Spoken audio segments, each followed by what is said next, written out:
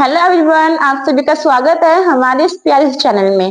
तो इससे पिछली बार हमने कोरिया के बारे में पढ़ा था पार्ट 1 और आज हम पढ़ेंगे कोरिया के बारे में पार्ट 2। इसके बाद हमारा जो चैप्टर है वो कंप्लीट हो जाएगा पूरा का पूरा। तो हमने पिछली बार पढ़ा था कि 1963 में पार्क chung ही ने तख्ता पलट करा और फिर वो कोरिया का राष्ट्रपति बन गया। ठीक है, तो अब हम यहाँ पे ये देखेंगे कि इसने औद्योगिकरण लाने के लिए कोरिया में इसने क्या क्या काम करे और इससे क्वेश्चन भी आता है। तो सबसे पहले तो इसने 1960 में आर्थिक विकास इसने करना स्टार्ट करा और उसने उसके लिए कई नीतियां अपनाई, जैसे कि खुली आर्थिक नीति और उन्मुख नीति। अब सेकंड पॉइंट ये आता है कि इसने विदेश निवेश में घरेलू बचत उपाय अपनाए। इसने कोरियाई सैमोल का विकास भी करा और इसने 1970 में ग्रामीण संस्था का विकास करा। मतलब कि ग्रामीण क्षेत्र में आपको पता है कृषि होती है और ये हमारा प्रथम क्षेत्र भी आता है। इसके कारण जो शहर है वो नहीं बन पाएंगे, आगे नहीं बढ़ पाएंगे। क्यों? क्योंकि यहीं से कच्चा माल आता है, यहीं से खाने के लिए जितनी जो पदार्थ है वो आते हैं, तो इसलिए इसने इस पे भी ध्यान देना स्टार्ट करा। अब आते हैं हम यहाँ पे इसने और क्या करा। इसने 1960 से 70 तक इसने उद्योग पर ध्यान देना स्टार्ट कर दिया और इसने उद्योग पर इसने किन किन चीजों का ध्यान दिया अब हम वो देखते हैं। तो इसने उद्योग पर कृषि उद्योग, ठीक है, और इसने वस्त्र उद्योग, खनिज उद्योग, तो इसने ऐसे उद्योगों पर इसने ध्यान दिया। उन्मुख नीति भी इसने अपनाई जिसमें उसने औद्योगिक उत्पादन का मतलब वस्त्र संबंधित जो फैक्ट्रियां होती है इसने उस पर भी ध्यान दिया। इसने राज्य नीति आयात और निर्यात, ठीक है।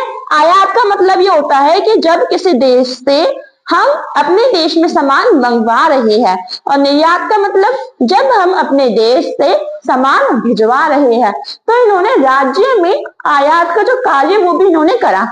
अब यहाँ पे हम देख सकते हैं कि मैंने कृषि क्षेत्र लिखा है, तो इन्होंने कृषि क्षेत्र में इन्होंने एक नीति अपनाई। अब इस नीति के लक्ष्य क्या थे? उस समय आपको पता था कि युद्ध हो चुका था, तो वहां के जो गांव थे तो वो लोग बहुत निराशावान जीवन जी रहे थे।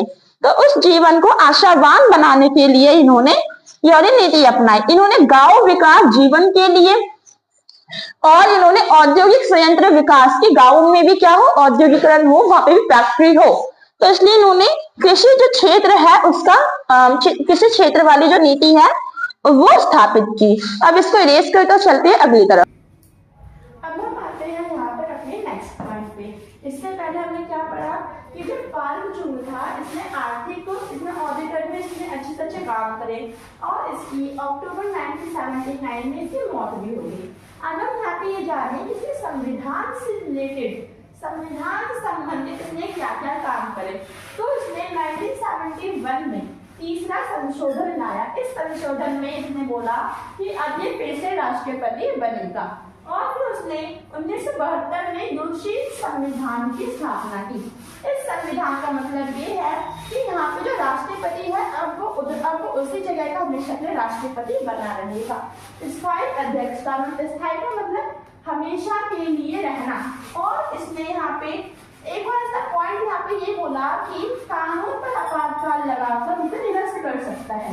इसका मतलब ये है कि उनकी संविधान में बहुत सारे क्या थे, कानून थे, ठीक है। लेकिन जब कानून थे तो ये राष्ट्रपति किसी भी कानून पे आपातकाल लगाकर, मतलब कि इमरजेंसी लगाकर उसको खत्म कर सकता था, उस पर रोक लगा सकता था।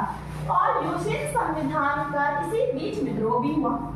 अब विद्रोह किसने करा? विद्रोह वहां के छात्रों ने करा, लोगों ने करा, स्टूडेंट्स ने करा। क्यों करा आप ये जानते हैं?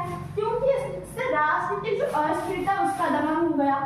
हम जानते हैं कि हमारा जो भारत है उसमें हर 5 साल में चुनाव आते हैं और उसमें अलग अलग प्रधानमंत्री भी बनते हैं, अलग अलग राष्ट्रपति भी बनते हैं।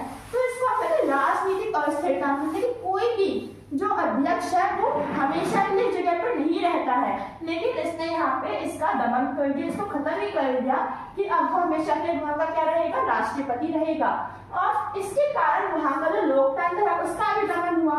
लोकतंत्र का दमन अब यहाँ पे इसलिए हुआ क्योंकि क्योंकि यहाँ पे हमने पढ़ा था कि जो राष्ट्रपति है उसको भी लोग ही चुनते हैं, ठीक है। तो इस समय अब हम आते हैं यहाँ पे अगले टॉपिक पर, जिसका नाम क्या है, कोरियाई लोकतंत्र और IMF संकट। अब इसके बाद है ना वहाँ पे लोकतंत्र का स्थापन हुआ, क्योंकि उसके बाद रोहो ताई जो थे वो वहाँ पे लोकतंत्र प्रक्रिया के ही दौरान वहाँ के नेता बने। अगर हम बात करते हैं कि पार्टी एकजुटता विफलता के कारण, तो यहाँ पे उस समय में एक नेता आए थे जिनका नाम था चुन, ठीक है। और ये चुन जो नेता थे इनकी पार्टी विफल हो गई। इसका मेन जो कारण था कि ये सेना से बिलोंग करते थे, मतलब कि फौजी थे, और बाद में वहां की जितनी भी मंत्री परिषद के जो लोग थे वो कौन थे, वो सैन्य ही नेता थे, इस कारण ये विफल हो गए। रोहो ताई का चुनाव हुआ और उसके बाद दिसंबर 1992 में इनके बाद ही किम जो है वो अगले नेता बने। अब इसके बाद इन्होंने यहाँ पे क्या है, इन्होंने यहाँ पे OECD में शामिल हो गए। अपने बाजार को बढ़ाना, अपने आप को थोड़ा सा और ज्यादा औद्योगिकरण के लिए और अंतरराष्ट्रीय प्रतिस्पर्धा में भाग लेने के लिए लोग OECD में शामिल हो गए। OECD जो है वो मेनली अंतरराष्ट्रीय स्तर पर एक संस्था है जो कि बाजार का कार्य करती है, मतलब कि आयात निर्यात, तो इन्हें भी इसमें पार्टिसिपेट करना था। लेकिन अब यहाँ पे क्या हुआ, 1977 में विदेशी मुद्रा के इनके ऊपर संकट आया और ये इनकी जो कंपनी घाटे में चली गई और इन्हें IMF जो संकट है वो इन्हें झेलना पड़ा। IMF संकट का मतलब यहाँ पे ये है कि पैसे से रिलेटेड संकट और इनके ऊपर कर्जा भी आ गया। अब हम अगले पॉइंट में देखते हैं कि इन्होंने किस प्रकार से इससे लड़ा। तो चलिए इसको जल्दी से स्टार्ट करते हैं। तो अब हम आते हैं यहाँ पे IMF संकट पर। इससे पिछली बार हमने पढ़ा था कि भाई IMF जो संकट है वो आखिर में क्या है, और अब हम पढ़ेंगे कि IMF जब संकट आया तो कोरिया ने इससे लड़ाई कैसे करी। तो यहाँ पे इन्होंने एक योजना लाई जिसमें इन्होंने बोला कि देश के जितने भी लोग हैं वो सारे के सारे लोग अपना गोल्ड देंगे और गोल्ड कलेक्शन करेंगे, और उस गोल्ड कलेक्शन से इन्होंने अपना कर्जा चुकाया। तो इस तरह से इन्होंने IMF से लड़ाई लड़ी। अब हम आते हैं समझौता। कोरिया में मुख्य 3 समझौते हुए थे, जिसमें 1977 में सबसे पहला जो समझौता था वो था किम डे जुंग के लिए, जब वो पार्टी में आए थे। दूसरा जो समझौता था ये प्रशासन अध्यक्ष 2008 में हुआ था। इसका मतलब ये था कि अब अगले जो प्रशासन जो अध्यक्ष होंगे वो हमारे होंगे माइंग बक। और उसके बाद 2017 में एक जो समझौता था, अगला जो समझौता था इसके द्वारा मून जे इन जो है वो हमारे अगले राष्ट्रपति बनेंगे। तो इस प्रकार से यहाँ पे कोरिया में 3 समझौते हुए थे। अब हम आते हैं यहाँ पे अपने अगले पॉइंट पे। तो कोरिया में पहली राष्ट्रपति जो बनी थी जिनका नाम था खन हे, ये पहली महिला राष्ट्रपति थी, लेकिन इनको जल्दी ही 2017 में महाभियोग पद्धति द्वारा हटा दिया गया। अब महाभियोग जो पद्धति है ये हमारे इंडिया में भी यूज होती है, जिसमें हम किसी बड़े पद के अधिकारी को उसकी पोस्ट से उठाते हैं, और इसमें ये जो पद्धति है राष्ट्रपति को हटाने के लिए यूज होती है। इंडिया में भी ये जो पद्धति है ये राष्ट्रपति को हटाने के लिए यूज होती है। अब हम आते हैं अपने अगले टॉपिक। अब यहाँ पे आता है इसका अगला टॉपिक, ठीक है। 2016 में आखिर ये पता चल गया कि भाई कोरिया में अब लोकतंत्र आ गया है। हाँ, तो स्टॉप करके फिर से दोस्ती बना दे। अब हम आते हैं यहाँ पे अगले टॉपिक पर। अब आखिरकार 2016 में हमें ये दिख गया कि ये जो कोरिया है उसमें लोकतंत्र आ गया, क्योंकि अब यहाँ पे 2016 में नागरिकों के द्वारा कैंडल लाइट विरोध हुआ था, और इस कैंडल लाइट विरोध में इन्होंने ये बोला कि यहाँ के जो राजनेता है, यहाँ का जो राष्ट्रपति है वो इस कैंडल लाइट विरोध के कारण हट गया। तो इससे हमें पता चलता है कि 2016 में लोकतंत्र आ गया। अगर हम बात करें कोरिया की कहानी में, यहाँ पर जो सबसे ज्यादा जो मेन रोल था उनके विकास में वो था वहां के नागरिकों का, क्योंकि वहां की जो जनता थी वो जागरूक थी, और उसकी जनता के कारण ये लोग IMF जो संकट है उससे लड़ पाए। और जो कोरिया है उसमें विकास के लिए गणतंत्र और राजनीतिक दोनों के प्रति प्रोत्साहन था नागरिकों के बीच। अब हम आते हैं अगले टॉपिक पर। चलिए अब जल्दी से इसको इरेज कर देते हैं। अब हम देखिए हमारा जो चैप्टर है ना कोरिया वाला, तो इसमें हमने बहुत सारे राष्ट्रपतियों के नाम पढ़े, कौन सा राष्ट्रपति कब आया, तो कंफ्यूजन तो हुई होगी।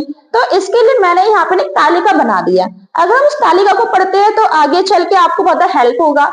जिसमें 1948 में पहले जो राष्ट्रपति थे वो थे सिंगमैन री। 1961 में दूसरे राष्ट्रपति थे पार्क chung ही। 1979 में चुन दू हवन जो राष्ट्रपति बने थे। इसके बाद यूसु इन राष्ट्रपति बने थे और इसके बाद रोह ताए भूक अगले राष्ट्रपति बने। 2012 में कोरिया की पहली महिला राष्ट्रपति जो थी वो थी खन हे। और 2017 में जिसमें हमें पता चला कि अब कोरिया में लोकतंत्र आ चुका है, तो वो उस टाइम के जो राष्ट्रपति थे उनका नाम था Moon Jae in. I hope कि आपको जो वीडियो है वो अच्छी लगी होगी। सब्सक्राइब जरूर करें और अगली वीडियो के लिए कमेंट करें। Thank you.